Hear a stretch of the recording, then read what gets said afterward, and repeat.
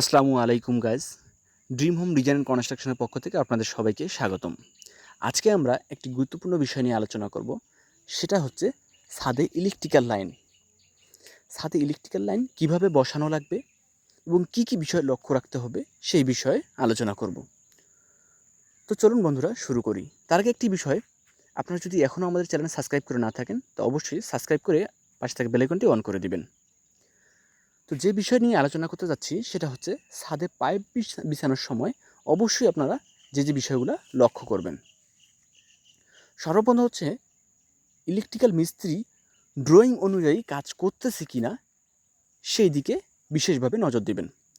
দ্বিতীয়ত হচ্ছে fan, light এগুলোর যে কানেকশনগুলো আছে সঠিকভাবে দিচ্ছে কিনা সেই দিকে নজর দিবেন।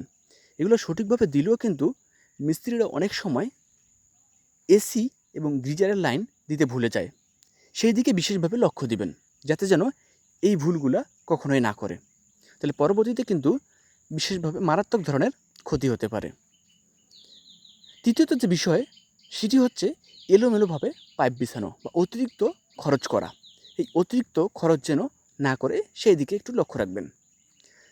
4 নম্বর যে বিষয় সেটা হচ্ছে অনেক মিস্ত্রি করে কি বিমের মধ্য দিয়ে পাইপ নিয়ে যায়।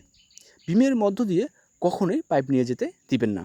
কারণ বিমের মধ্য দিয়ে যদি পাইপ কখনো নিয়ে যায় তাহলে ভবিষ্যতে যদি বিমটা কাটানো লাগে তাহলে কিন্তু সমস্যা। বিম এবং ছাদ এবং কলাম কখনোই কাটতে দিবেন না। এবং কি ছাদ ঢালাইয়ের সময় যে 5 নম্বর যেটা বিষয়, এটা গুরুত্বপূর্ণ বিষয়।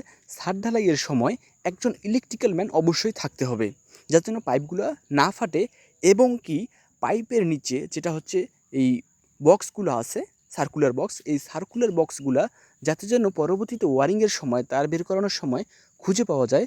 সেক্ষেত্রে পেপার বা হচ্ছে বালু এগুলো আশেপাশে যেন দেয় যাতে যেন পরবর্তীতে এই পয়েন্টগুলো খুঁজে পায়। সেক্ষেত্রে যেন বিশেষভাবে আপনারা নজর দেন। আজকে হচ্ছে এই বিষয়গুলো নিয়ে আলোচনা করলাম। পরবর্তী ভিডিওতে আরও ইলেকট্রিক্যাল বিষয়ে বিস্তারিত আলোচনা আমাদের আসবে। তো আজকে বন্ধুরা এই পর্যন্তই। আপনারা যদি এখনোই আমাদের চ্যানেল সাবস্ক্রাইব করে না থাকেন, সাবস্ক্রাইব করে পাশে থাকা বেল আইকনটি অন করে দিবেন। তো ভালো থাকবেন। আল্লাহ হাফেজ।